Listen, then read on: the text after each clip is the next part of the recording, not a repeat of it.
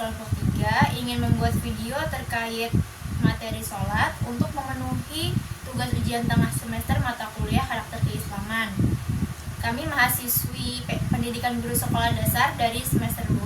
Perkenalkan, sebelumnya nama saya Najila Alifa dari NPM 411-821-0924-006. Perkenalkan, nama saya Rilan Rusa Fitri dari NPM 411-821-0924-008. Saya Laudia Bilkis Alifiani dari NPM 4118-2109-240034. Yang pertama itu ada pengertian sholat. Secara bahasa, sholat itu tuh artinya doa. Sedangkan secara istilah itu sholat suatu ibadah wajib yang terdiri dari ucapan dan perbuatan yang diawali dengan takbiratul ihram dan juga diakhiri dengan salam. Selanjutnya itu ada jenis sholat. Yang pertama itu ada sholat fardu. Sholat fardu itu hukumnya wajib dilaksanakan. Nah, sholat fardu ini terdiri dari dua golongan, yaitu ada yang pertama ada fardu ain, sama yang kedua itu ada fardu kifayah. Kalau fardu ain itu wajib dilakukan kepada individu, termasuk sholat 5 waktu dan juga sholat Jumat untuk pria. Nah, kalau sholat fardu kifayah itu diwajibkan atas seluruh muslim, tapi akan gugur dan menjadi sunnah bila telah dilaksanakan oleh sebagian muslim yang lain. Yang termasuk dalam kategori ini itu yaitu sholat jenazah. Selanjutnya itu ada sholat 5 waktu. Sholat 5 waktu itu sholat fardu yang wajib dilaksanakan 5 kali sehari. Hukum sholat ini itu fardu ain, yaitu wajib dilaksanakan oleh setiap muslim atau muslimah yang telah menginjak usia dewasa atau pubertas, kecuali dia berhalangan karena sebab tertentu. Nah, di sini ada waktu subuh ketika diawali terbitnya fajar hingga sebelum terbitnya matahari. Kalau waktu zuhur itu tiba sesaat setelah istiwa, yaitu ketika matahari telah condong ke arah barat. Biasanya pada jadwal sholat, waktu zuhur adalah 5 menit setelah istiwa. Nah, sholat asar adalah salah satu sholat wajib dari 5 waktu yang dilakukan setelah panjang bayangan suatu benda sama dengan tinggi benda tersebut sampai menjelang matahari terbenam. Selanjutnya itu ada waktu maghrib, diawali ketika terbenamnya matahari. Terbenam matahari di sini berarti seluruh piringan matahari telah masuk di bawah horizon cakrawala. Selanjutnya itu ada waktu isya, didefinisikan dengan ketika hilangnya cahaya merah syafaq di langit hingga terbitnya fajar. Selanjutnya yang kedua itu ada sholat sunnah. Sholat sunnah itu disebut sholat an-nawafil atau at-tatawu. Yang dimaksud sama an-nawafil itu semua perbuatan yang tidak termasuk dalam fardu. Disebut an-nawafil karena amalan-amalan tersebut menjadi tambahan atas amalan-amalan sholat fardu. Sholat sunnah itu terbagi menjadi dua, yaitu ada sholat sunnah secara sendiri-sendiri, munfarid. Yang kedua itu ada sholat sunnah secara berjamaah. Nah, kalau sholat sunnah secara sendiri-sendiri itu diantaranya itu ada sholat sunnah wudu. Sholat sunnah wudu itu disebut juga dengan sholat syukrul wudu, adalah sholat yang dikerjakan setelah berwudu. Selanjutnya itu ada sholat tahiyatul masjid.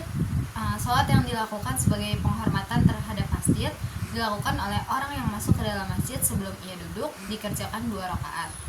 Yang selanjutnya itu ada sholat rawatib. Sholat rawatib adalah sholat sunnah yang dikerjakan menyertai sholat fardu. Sholat sunnah ini terbagi dalam sholat muakkad dan ghoir muakkad. Selanjutnya ada sholat istikharah, yaitu sholat sunnah yang dikerjakan untuk memohon kepada Allah agar memberikan pilihan yang lebih baik dari 2 perkara atau pilihan, atau lebih untuk menghapus keraguan hati dalam memilih agar tidak menyesal di lain hari nanti. Yang kedua ada sholat mutlak, adalah sholat yang dikerjakan sewaktu-waktu, kecuali pada yang dilarang untuk mengerjakan sholat sunnah, misalnya sesudah sholat subuh dan sholat asar. Yang ketiga ada sholat safar, apabila seseorang hendak berpergian sebelum meninggalkan rumah, ia dianjurkan mengerjakan sholat safar 2 rakaat, demikian pula sesudah tiba di rumah kembali. Sholat sunnah secara berjamaah diantaranya yang pertama ada sholat tarawih. Sholat tarawih adalah sholat sunnah yang dikerjakan pada malam bulan Ramadan. Waktu sholat tarawih ialah sesudah sholat isya sampai terbit fajar atau masuk waktu subuh. Kemudian ada sholat 2 hari raya. Sholat hari raya adalah sholat sunnah yang dikerjakan pada kedua hari raya, yaitu hari raya Fitri tanggal 1 Syawal dan hari raya Adha Kurban tanggal 10 Zulhijjah. Selanjutnya ada sholat 2 gerhana. yaitu sholat yang dikerjakan karena ada gerhana bulan dan matahari. Dan ada sholat istisqa, adalah sholat sunnah yang dikerjakan karena ada keperluan untuk memohon akan turunnya hujan. Dan yang terakhir, sholat witir. Sholat witir adalah sholat yang dikerjakan dengan bilangan ganjil, misalnya 1 rakaat, 3, 5, dan seterusnya. Waktunya setelah sholat isya sampai terbit fajar atau tiba waktu subuh. Lalu adapun sebagai pengganti sholat fardu ada beberapa cara, yaitu yang pertama ada qadha, dan yang kedua ada jamak. Qadha adalah melakukan sholat yang terlewat di luar waktu yang seharusnya. Sementara jamak adalah menggabungkan 2 sholat fardu dalam satu waktu, baik karena perjalanan jauh, sakit, atau keadaan darurat. Yang pertama itu qadha, mengganti sholat yang terlewat. Qadha berarti mengganti sholat fardu yang terlewat karena lupa, tidur, atau sebab lain di luar waktu yang semestinya. Yang kedua, qadha sholat wajib dilakukan jika sholat fardu terlewat, baik disengaja maupun karena uzur, walaupun karena ada uzur atau halangan. Yang ketiga yaitu tata cara qadha sholat sama dengan sholat fardu biasa, dengan niat yang membedakan, yaitu niat untuk mengganti sholat yang tertinggal. Kemudian ada jamak, menggabungkan 2 sholat. Yang pertama, jamak berarti menggabungkan 2 sholat fardu dalam satu waktu, misalnya sholat zuhur dengan asar atau maghrib dengan isya. Yang kedua, jamak diperbolehkan karena keringanan dalam keadaan tertentu, seperti saat berpergian jauh atau safar, sakit, atau ada uzur lainnya. Dan yang terakhir ada 2 jenis jamak, jamak takdim atau menggabungkan di waktu sholat pertama, dan jamak takhir atau menggabungkan di waktu sholat kedua. Kemudian ada dalil sholat dalam Al-Quran menurut surah Al-Baqarah ayat 43. Wa aqimus sholata wa atuz zakata warka'u ma'ar raki'in, yang artinya tegakkanlah sholat, tunaikanlah zakat, dan rukulah beserta orang-orang yang ruku. Dan ada diriwayatkan dari Muaz bin Jabal, Rasulullah SAW bersabda, "Man taraka sholatan maktubatan muta'ammadatan faqad bari'at minhu zimmatullah." Yang artinya barang siapa meninggalkan sholat yang wajib dengan sengaja, maka janji Allah terlepas darinya. Hadis riwayat Ahmad. Selanjutnya adalah hukum melaksanakan sholat. Hukum melaksanakan sholat adalah fardu atau wajib bagi setiap muslim yang sudah balik atau berakal. Sholat merupakan salah satu tiang agama Islam, karena itulah banyak ayat Al-Quran yang memerintahkan pada umat Islam untuk menjalankan ibadah sholat. Setiap muslim yang mukallaf wajib melaksanakan sholat 5 waktu dalam sehari semalam. Syariat melaksanakan sholat fardu 5 waktu disempurnakan ketika Nabi Muhammad SAW menerima wahyu dari Allah Subhanahu wa Ta'ala dalam peristiwa Isra dan Mi'raj, sebagaimana riwayat dalam hadis sahih Imam Bukhari nomor 342 dan Muslim nomor 163. Rasulullah SAW bersabda, "Lonteng rumahku terbuka saat aku berada di Mekah.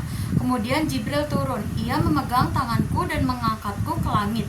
Kemudian Allah memfardukan sholat 50 waktu pada umatku. Maka aku kembali lagi dan dia Allah berfirman, sholat 5 waktu itulah pahala sama dengan sholat 50 waktu. Tidak akan tergantikan lagi pernyataanku." Sejak saat itu, sholat wajib 5 waktu sehari semalam difardukan bagi umat Nabi Muhammad SAW. Sholat wajib 5 waktu ini meliputi subuh, zuhur, asar, maghrib, dan isya. Umat Islam yang melaksanakan sholat wajib 5 waktu akan mendapatkan pahala sama seperti sholat 50 waktu. Selanjutnya adalah rukun sholat. Rukun sholat mencakup niat, takbiratul ihram, berdiri bagi yang mampu, membaca Al-Fatihah, ruku, itidal, sujud, duduk di antara 2 sujud, tasyahud, sholawat atas Nabi Muhammad SAW, salam, dan tertib. Selanjutnya adalah syarat wajib sholat. Yang pertama, beragama Islam. Yang kedua, balik, yaitu sudah mencapai usia dewasa atau pubertas. Yang ketiga, berakal, tidak gila atau mabuk. Yang keempat, suci dari haid dan nifas bagi perempuan. Yang kelima, telah sampai dakwah kepadanya. Yang keenam, terjaga, tidak sedang tidur. Selanjutnya adalah syarat sah sholat. Yang pertama, suci badan dari hadas besar dan kecil. Yang kedua, suci badan, pakaian, dan tempat dari najis. Yang ketiga, menutup aurat. Yang keempat, telah masuk waktu sholat. Yang kelima, menghadap kiblat. Yang keenam, mengetahui rukun-rukun sholat. Yang ketujuh, menjauhi semua yang membatalkan sholat. Yang kelapan, niat. Yang kesembilan, tertib dan mua'alat dalam setiap perbuatan. 10, tidak berbicara selain doa dan bacaan yang disyariatkan. Selanjutnya adalah hikmah dan keutamaan sholat. Yang pertama, mencegah dari perbuatan munkar. Yang kedua, mendidik menjadi pribadi yang disiplin. Yang ketiga, melatih menjadi pribadi yang tangguh. Yang keempat, meninggikan derajat. Yang kelima, membersihkan kesalahan dan dosa. Yang keenam, meraih pertolongan Allah. Sekian pemaparan dari kami. Apabila ada salah kata, mohon dimaafkan. Wassalamualaikum warahmatullahi wabarakatuh.